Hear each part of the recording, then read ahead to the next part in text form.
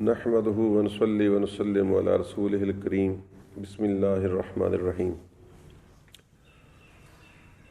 حاضرین کرام، میں آپ کو پہلی صدی ہجری کے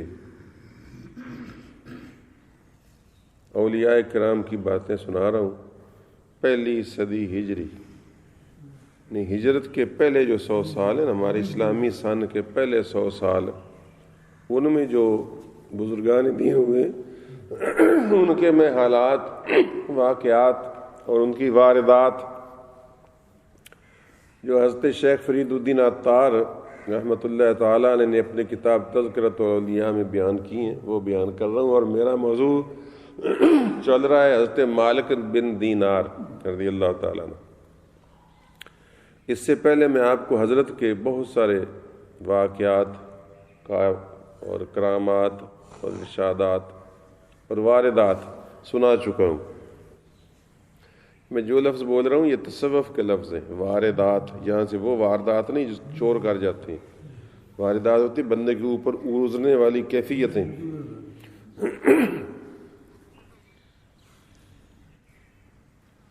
یعنی تو واردات پر ہی تقریر ہو جائے گی، آپ کو کیا پتہ میں کیا کیا چھوڑ کر آگے نکلتا ہوں کہ کوئی بات تک پہنچوں۔ تو حضرت کی بہت ساری باتیں آپ سن چکے ہیں۔ اس وقت میں آپ کو اتنی عزتوں، عظمتوں، رفعتوں کے باوجود جو ان کے دل میں اللہ کا خوف تھا، اس کی کچھ بات سناؤں گا۔ کیونکہ کوئی بندہ کتنا بھی اللہ کا مقرب اور بزرگ نہ ہو جائے، اگر اس کا دل اللہ کے خوف سے بالکل خالی ہو جائے تو وہ کچھ نہیں رہتا۔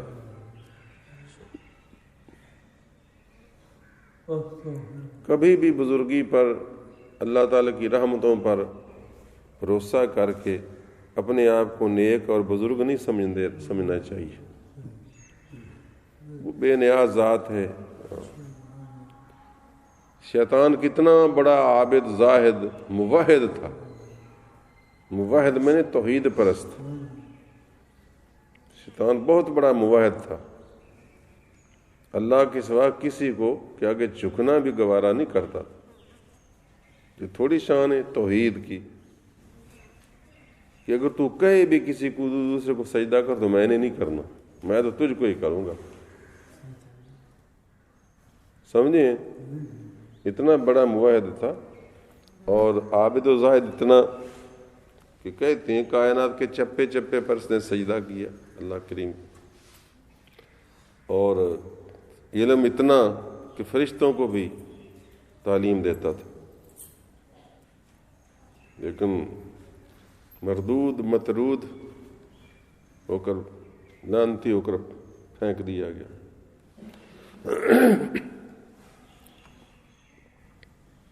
اس وجہ سے خائفین جو ہیں وہی مقربین ہیں۔ جو اللہ کے مقرب ہیں وہ سب سے زیادہ اللہ سے ڈرنے والے ہوتے ہیں۔ اس لیے کہہ رہا ہوں کہ کوئی دوسرا پہلو آج نہ سمجھنا کہ وہ واقعی شاید ان کا مقام و مرتبہ اتنا بڑا نہیں تھا۔ چنانچہ آپ حج پر گئے پیدل، جعفر بن سلیمان ایک اور بزرگ شخصیت ہے، وہ آپ کے ساتھ تھے۔ دنیاوی وجاہت پہ ان کی بڑی تھی، غالباً کسی سرکاری عہدے پر بھی تھے، جس طرح ہوتے نا کہ جج قاضی وقت کے۔ وہ جعفر بن سلیمان بھی آپ کے اتفاق میدان عرفات میں ساتھ۔ تو آپ زیادہ، حالانکہ آپ جانتے ہیں حاجیوں کو حکم بھی، اور حاجی بڑی کثرت سے پڑھتے ہیں لبیک اللہم لبیک، لبیک اللہم لبیک، لبیک لا شریک لک لبیک، ان الحمد والنعمت لک والملک لا شریک لک، لبیک اللہم لبیک۔ اس کو کہتے ہیں تلبیہ۔ اس کا معنی ہے میں حاضر ہوں، میں حاضر ہوں، میں حاضر ہوں، قبول فرما مجھ کو۔ تو آپ یہ زیادہ نہیں پڑھتے تھے، خاموشی سے، حیرت زدہ بلکہ دہشت زدہ تھے، اس لیے ڈرا ہوا بندہ ہوتا، دہشت زدہ۔ تو حتیٰ کہ انہوں نے کہا بھی آپ تلبیہ تو پڑھیں، تو آپ نے جب کہا نا لبیک اللہم تو غش کھا کر گر گئے. کافی دیر بعد ہوش آیا تو انہوں نے کہا کہ آپ کو کیا ہو گیا تھا؟ آپ تلبیہ نہیں پڑھتے تھے، تلبیہ پڑھا ہے تو آپ اچانک غش کھا کر گر گئے. تو فرمایا کہ جعفر میں اس سے ڈرتا ہوں، خوف زدہ ہوں اپنے بدکاریوں کی وجہ سے کہ میں کہوں لبیک لبیک لک اور آگے سے جواب ہے لا لبیک لک، تیری کوئی حاضری قبول نہیں. تو اس خوف کی وجہ سے مجھے غش آ گیا، کیونکہ اپنے میں اعمال کو ایک بندہ نافرمان ہو کسی آقا کا اور جا کر کہنے میں حاضر ہوں تو اگر مالک ناراضی میں کہہ دے جا دفع ہو جا،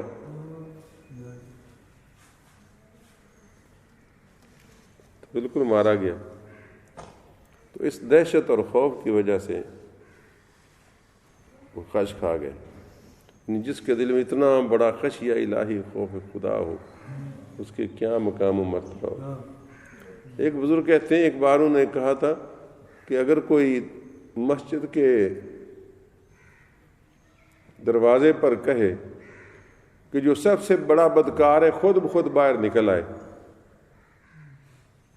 تو میں پہلے نکلوں گا سب سے پہلے، کہ میں اپنے آپ کو جو اندر بندے ہو نا باہر سے کوئی آواز آئے گا بھی کہ جو سب سے بڑا بدکار ہے وہ باہر آ جائے تو میں سب سے پہلے نکلوں گا. کیونکہ وہ سمجھتے تھے کہ میں گویا اللہ کا سب سے زیادہ گناہ گار بندہ ہوں. اور یہ چیز کیوں واقع ہوتی ہے؟ اللہ تعالیٰ کی معرفت کی وجہ سے، پہچان کی وجہ سے. میں نے آپ کو کبھی شاید یہ مثال سے سمجھایا ہو کہ آپ ایس پی سے ڈرتے ہیں، آپ کا چھوٹا سا بچہ اگر آپ کے ساتھ ہو تو وہ نہیں ڈرتا، وہ ایس پی کی کاغذ بھی اور پیپر ویٹ بھی اٹھا کر کھینچ لیتا ہے زمین پر. کیوں؟ کہ اس کو پہچان ہی نہیں کہ یہ کون ہے، کس عہدے کا شخص ہے، یہ کیا کر سکتا ہے کیا نہیں کر سکتا، تو اس کو پتہ نہیں ہے. اس وجہ سے وہ آپ کو نسبت اپنے دلے آپ پکڑ اس کو پیچھے کریں گے، پکڑ کر پیچھے کریں گے، وہ کبھی اس کو آ ڈالے گا کبھی اس کو آ ڈالے گا. تو اس وجہ سے کہ اس کو پہچان نہیں کہ ایس پی کے پاس کیا پاور ہوتی ہے اور وہ حوالات میں بند کر سکتا ہے، وہ اصلی نقلی مقدمہ بنا کر بھی قابو کر سکتا ہے. وہ سارا ڈر ہے نا آپ.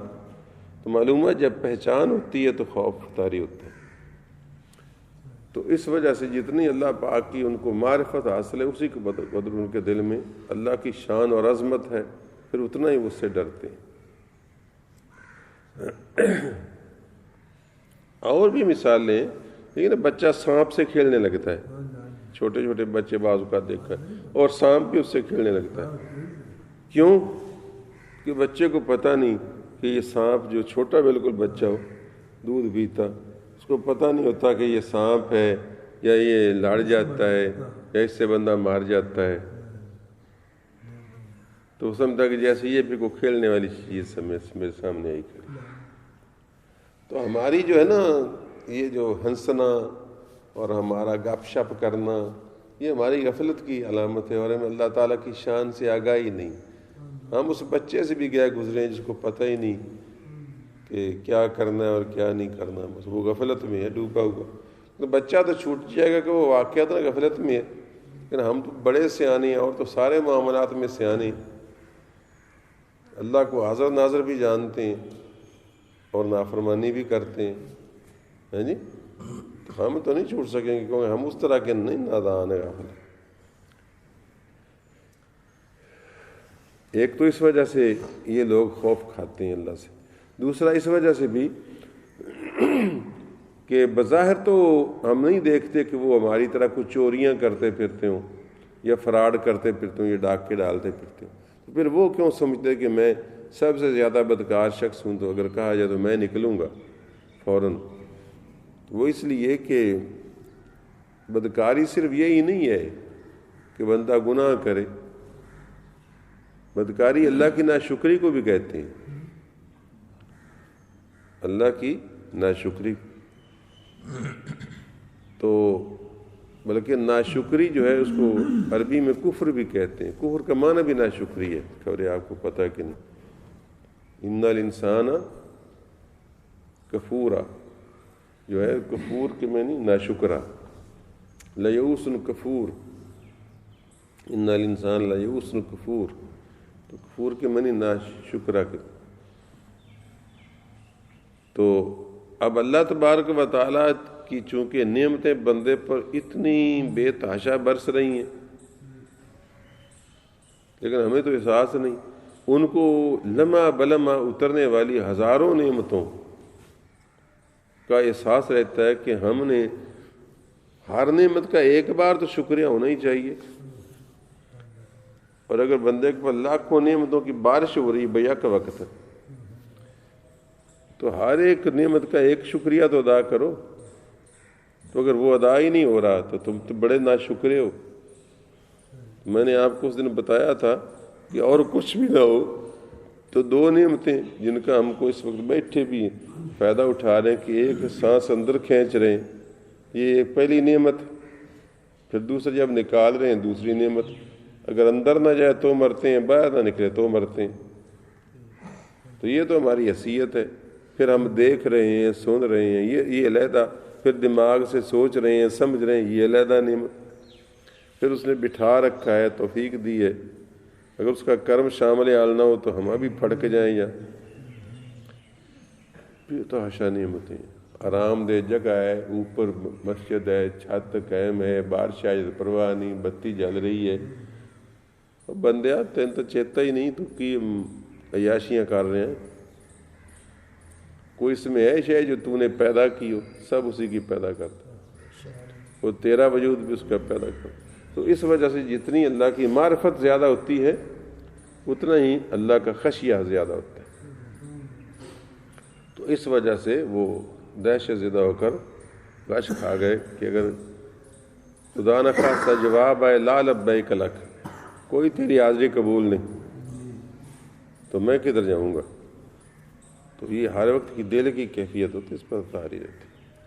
تو یہ کیفیتوں کا بات کیا آپ پوچھتے؟ دیکھو نا، ایک بندہ ہے تو اس کی 3 بیٹے ہیں، ان تینوں کی ماں فوت ہو جاتی ہے. ایک روئے جا رہا ہے، ایک انتظام کرتا پھرتا ہے، اور ایک آتا ہی نہیں. ایک ماں کے ختم شریف پر بیٹھا نظر ہی نہیں آ رہا، پتہ نہیں کہاں پھر رہا ہے. کتنا فرق ہے. اللہ کے رشتہ بھی ایک ہے، تعلق بھی ایک ہے، پلے بھی ایک طرح گھر میں، لیکن دلوں کی زمین کا فرق ہوتا ہے نا. ایک کا بھائی فوت ہوا ہے تو وہ بیچارہ غش کھا کر گر پڑا ہے، اور دوسرا ہے وہ اس کے جنازے پر ہی نہیں آیا، وہ بھی بھائی سگا بھائی، وہ بھی سگا.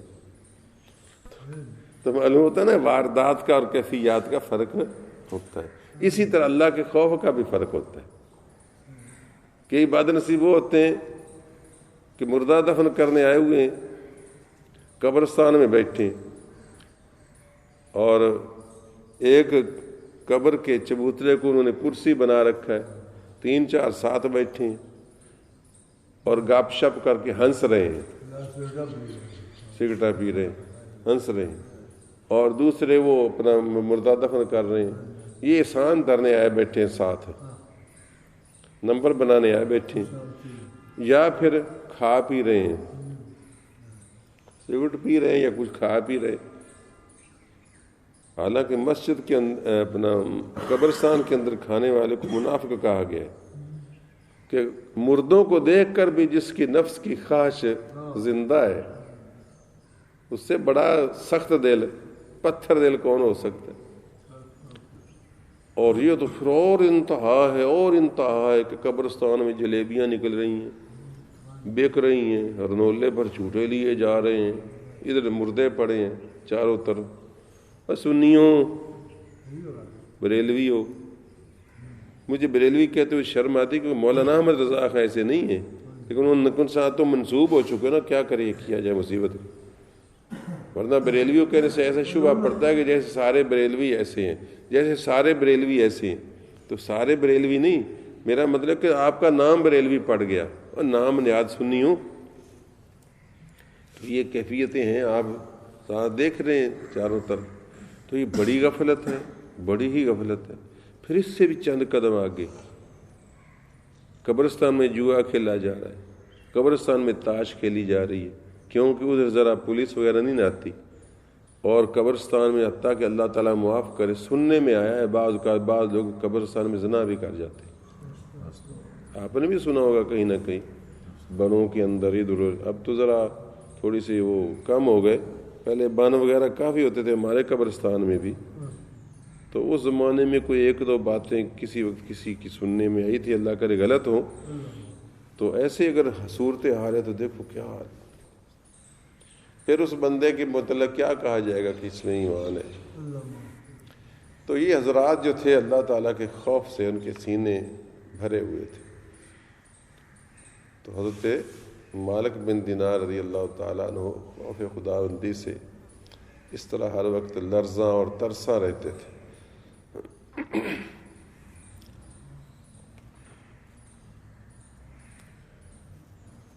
ایک مرتبہ آپ سے پوچھا گیا کہ اللہ تعالیٰ کی بخشش کا اور اس کی خوشنودی کا کوئی آسان سا طریقہ کہ اللہ تعالیٰ ہم پر راضی ہو جائے روز قیامت، کوئی ایسا فارمولہ ہے آپ کے پاس؟ فرمایا ہاں۔ کون سا؟ فرمایا تسلیم و رضا۔ تسلیم و رضا یعنی اللہ کی تقدیر پر، اس کے فیصلوں پر راضی رہنا،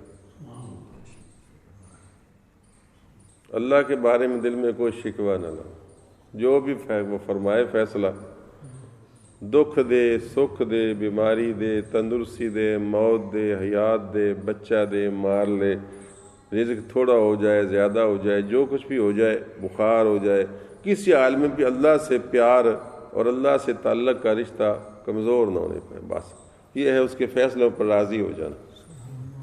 تو یہ سب سے زیادہ اللہ تعالیٰ کے قرب اور خوشنودی کا باعث ہے۔ آپ بھی دیکھ لو، وہ شاگرد استاد کے لیے، وہ خادم مخدوم کے لیے سب سے پیارا ہوتا ہے کہ جو مالک، آقا، استاد، مرشد کبھی تھوڑا سا ناراضگی سے بولے تو بھی وہ خندہ پیشانی سے برداشت کرے، کبھی پیار کرے تو بھی زیادہ پھولے نہ، وہ سب سے اچھا فرما بردار بچہ، شاگرد، بیٹا اور خادم ہوتا ہے۔ تو اللہ تبارک و تعالیٰ بھی اپنے ایسے بندوں اپنی خوشنودی سے نوازے گا۔ رسول اللہ صلی اللہ علیہ وسلم کا بھی ایک ارشاد اسی قسم کا ملتا ہے کہ اللہ تعالیٰ، جو بندہ اللہ تعالیٰ سے تھوڑے رزق پر راضی ہو جائے، اللہ تعالیٰ اس سے تھوڑے عمل پر راضی ہو جائے گا۔ اس لیے کہا کہ عام طور پر بندے رزق کی وجہ سے اللہ تعالیٰ سے شاکی رہتے ہیں، ساڈا تو کام ہی نہیں پیا چلتا، ساڈا تو فلاں ہی نہیں پیا ہوندا، سن تو فلاں ہی نہیں پیا تھیندا۔ یہ تو تقریباً ہمارا سب کا حال ہی چلتا ہے نا۔ جو اللہ تعالیٰ سے تھوڑے رزق پر راضی ہو جائے، اللہ اس سے تھوڑے عمل پر راضی ہو جائے گا۔ سبحان اللہ وبحمدہ، سبحان اللہ العظیم۔ تو اس طرح کے بڑے بڑے اچھے اقوال ان کے منقول ہیں، اور وہ ایک بڑی لمبی فہرست ہے،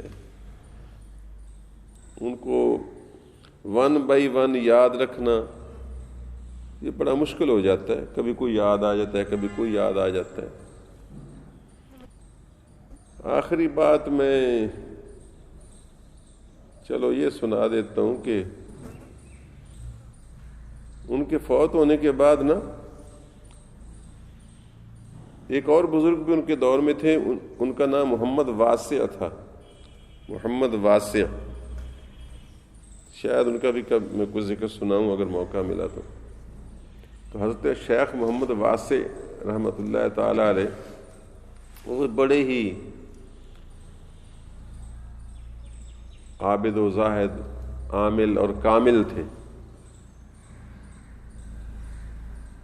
غالباً ان سے کچھ پہلے فوت ہوئے یا بعد میں فوت ہوئے، تو کسی بزرگ نے خواب میں دیکھا، تیسرے بزرگ نے خواب میں، کہ میدان قیامت قائم ہے، اور حضرت مالک بن دینار کو اور حضرت محمد واسع رحمۃ اللہ تعالی علیہ کو، ان کو دونوں کو فرشتے اپنے جلوہ میں اپنے جلوس میں لے کر جنت کی طرف جا رہے ہیں کہ ان کو جنت میں داخل کیا جا رہا ہے.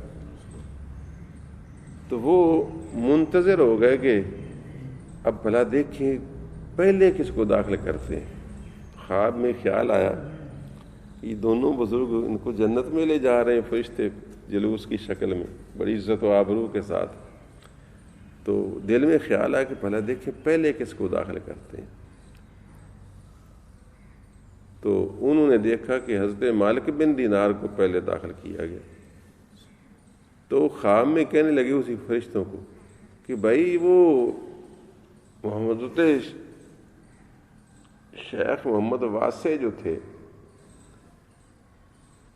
وہ یار وہ بہت بڑے عامل و کامل تھے, بڑے عابد و زاہد تھے, تو وہ بعد میں کیوں داخل ہوئے, یہ پہلے کیوں داخل ہوئے؟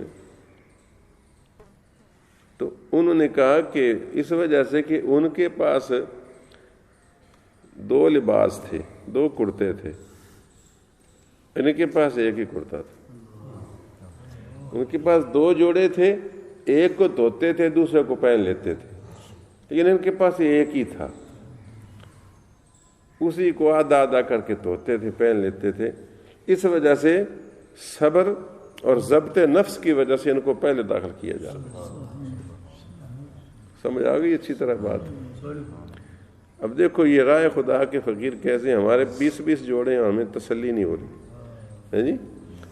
حالانکہ جائز ہے, انہوں نے کہا آپ کچھ چیزیں جائز ہیں, آپ زیادہ کپڑے بنا سکتے ہیں, لیکن اس میں تو ظاہر ہے نا کہ اس میں نفس کو حظ ہے, نفس کو مزہ آتا ہے کہ ایک جوڑا, تیسرا جوڑا, دوسرا جوڑا, فلانے رنگ کا, فلانے رنگ کا. تو یہ چیزیں, یہ فقر و درویشی اور رستہ ہے میاں, مانو نہ مانو, نہیں جی شریعت طریقہ دے گا, شریعت طریقہ دے کے. اب شریعت میں تو یہ ہے ہی نا. ہر نعت خانے دیکھا نہیں, ایک پگڑی سی سجائی ہوئی, کڑھائی کرائی ہوئی کپڑے, جنانا یا بنیا, مگر چونکہ نعت خاں ہے نا, اور کچھ اور ہویا اس پوز وچ ہوئے تے اسی انہوں پہلے آج تو پہلے 10 سال پہلے میرے رنگے بندے بڑا نوٹ کر دے سن کہ چھوڑ جنانا یا بنایا, پھر غلط لڑکا ہو گیا, غلط لڑکا. ہن وہ پوز نعت خانہ نے اختیار کر لے, صرف وہ داڑھی ذرا ہوندی وہ بھی لگدے واسطہ گھاٹی ہوندی.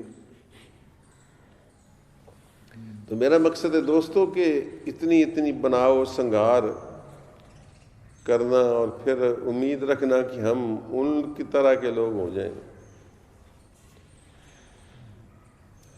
تو یہاں تو میاں اس سے بھی فرق پڑتا ہے 2 جوڑوں والا بھی جنتی, لیکن ایک جوڑے والے کو پہلے داخل کیا گیا کہ اس کا اللہ تعالیٰ پر زیادہ بھروسہ اعتماد تھا, اور اپنی زندگی پر اعتماد نہیں تھا کہ 2 جوڑے استعمال کروں گا بھی نہ کروں گا, اور دنیا اس کے پاس کم تھی.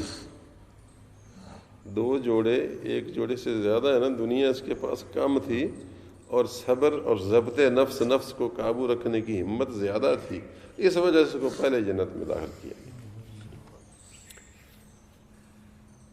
اللہ کریم ہمیں ان بزرگان دین کے فیوزات سے بہرحیا فرمائے. کوئی اور بات اتفاق سے یاد آ گئی تو پھر کروں گا, ورنہ کسی اور بزرگ کا ذکر خیر شروع کروں گا. اللہم صلی وسلم وبارک علی سیدنا مولانا محمد النبی الامی وعلی آلہ وصحبہ وسلم.